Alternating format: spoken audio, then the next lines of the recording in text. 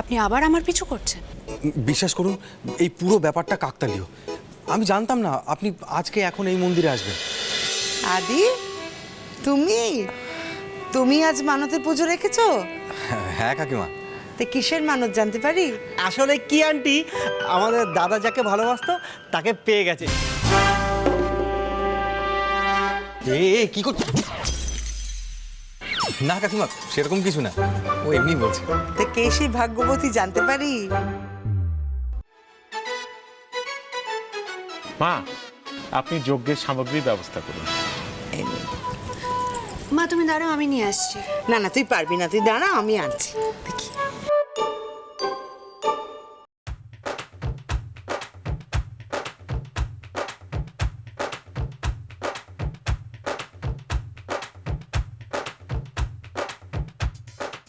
আপনি আবার এখানেও চলে এসেছেন?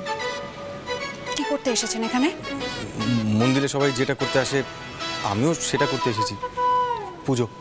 শুনুন, আমি না আপনাকে হাড়ে হাড়ে চিনে গেছি। আপনার এভাবে মন্দিরে আসাটা জাস্ট একটা অজুহাত। সত্যি করে বলুন তো, আপনি আবার আমার পিছু করছেন?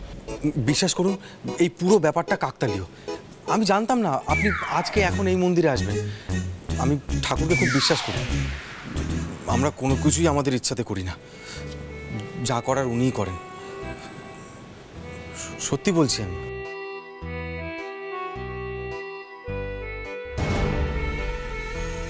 মামাম আবার আঙ্কেলকে বকাবকি করতে শুরু করে দিয়েছে। বাবা, পুজো শুরু করি? ঠাকুরমশাই আজকে বরং থাক, কাল পরশু বা অন্য কোনো দিন। ঠিক আছে, তুমি যা বলবে।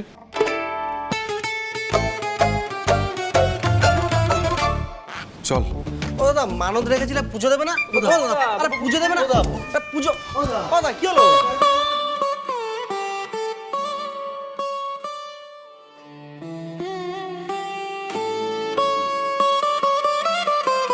ঠাকুর, মামাম যেটা তোমার কাছে চাইছে সেটা দিয়ে দাও না গো, প্লিজ।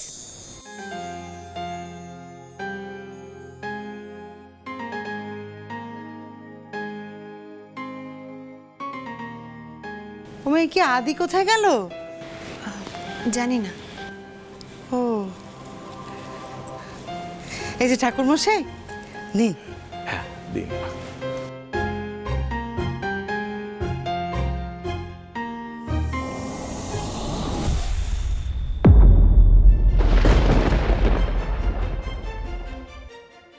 ঝিনুক তাকেই বিয়ে করছে, যাকেও ভালোবাসে।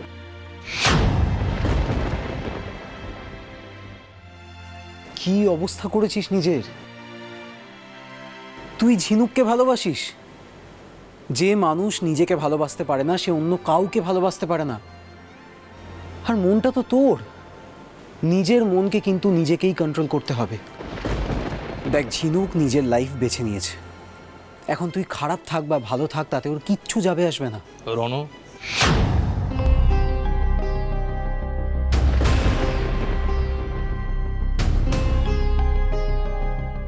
হ্যাঁ মেশমণি, কি করছিলি? কিছু না, তুমি এসো।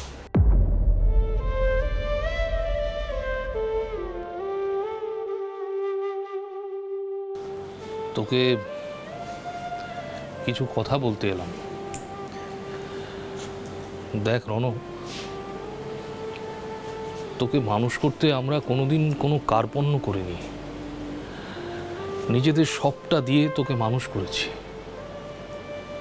হ্যাঁ, তুইও আমাদের যোগ্য সন্তান হয়ে উঠেছিস। সত্যি কথা বলতে কি, তোকে না নিজেদের সন্তান হিসেবে পেয়ে আমরা খুব গর্বিত, জানিস তো। আমি বুঝতে পারছি যে তুই তোর মনের মধ্যে অনেক কথা গোপন করে রেখেছিস, লুকিয়ে রেখেছিস। রণ, তোর যদি আমার উপর কোনো অভিমান হয়ে থাকে তুই বল, বা যদি আমার কোনো কথা ব্যবহার তোর খারাপ লেগে থাকে তাহলেও বল। তোর মনের কিছু কথা আমাকে বলে তুই হালকা হতে চাস তাহলে নির্দ্বিধায় নিশ্চিন্তে তুই আমাকে বল, যখন খুশি, যা খুশি। কিন্তু বাবা, আমার কাছে কিছু লুকিয়ে রাখিস না। তুই আমাদের সন্তান। তুই ভালো না থাকলে আমি বা তোর মামুনি কেউ কোনোদিন ভালো থাকতে পারবো না রে। ও হ্যাঁ, আর একটা কথা, এই পৃথিবীতে কেউ যদি তোর পাশে নাও থাকে, আমি আর তোর মামুনি সারা জীবন তোর পাশে আছি, যাই হয়ে যাক।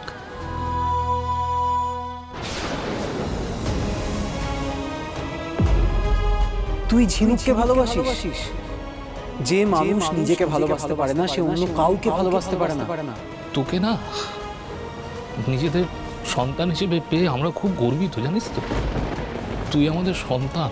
তুই ভালো না থাকলে আমি বা তোর মামুনি কেউ কোনোদিন ভালো থাকতে পারবো না রে। এই পৃথিবীতে কেউ যদি তোর পাশে নাও থাকে, আমি আর তোর মামুনি সারা জীবন তোর পাশে আছি।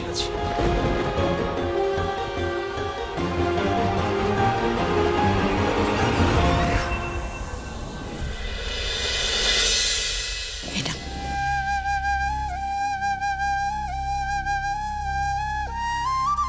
নে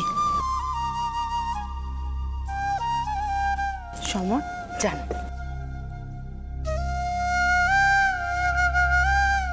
সত্যি ডাক্তারবাবু এতগুলো টাকা বলে বসবেন ভাবতেই পারিনি। ও মাসে 30,000 সত্যই অনেকগুলো টাকা। তাও তো প্রথমে 50,000 বলেছিলেন। আমরা কাকুতি মিনতি করায় যখন বললাম যে আমাদের অতটা ক্ষমতা নেই, তখন উনি 50 থেকে 30 করলেন। তবে জানেন তো মা, আমি এই ডাক্তারবাবুর ব্যাপারে অনেক খোঁজ খবর করেছি, খুব নামজাদা ডাক্তার।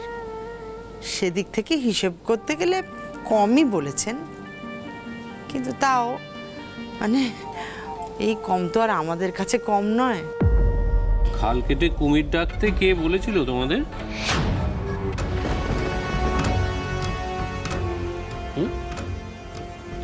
না মানে বলতে চাইছি যে যেচে মিঠির সমস্ত খরচ নেওয়ার মাথার দিব্যি তোমাদের কে দিয়েছে? কি বলছোটা কি? না ভুলটা কি বললাম সেটা বলো তো।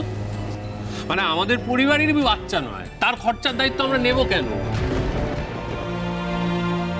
আমাদের পরিবারের হলে তাও কথা ছিল। আর এমন তো নয় যে মিঠি ভিখিরি বাড়ির মেয়ে, আরে বসু মল্লিক পরিবারের মেয়ে। ওদের রোজগার আমাদের চেয়ে 100 গুণ বেশি। ওরা কোটিতে রোজগার করে, আমরা হাজারে। মাসে 30,000 ওদের কাছে হাতের ময়লা। তুই এত দুশ্চিন্তা করিস না বর্দা, আমি ঠিক কোনো না কোনোভাবে ম্যানেজ করে নেব। না না, আমি দুশ্চিন্তাও করছি না, আর ম্যানেজ তোকেই করতে হবে। দেখ আমি তো শুরুতেই বলে দিয়েছিলাম যে আমি এর জন্য একটা টাকাও এক্সট্রা খরচ করতে পারবো না। মনে আছে নিশ্চয়ই, শুরুতেই বলে দিয়েছিলাম।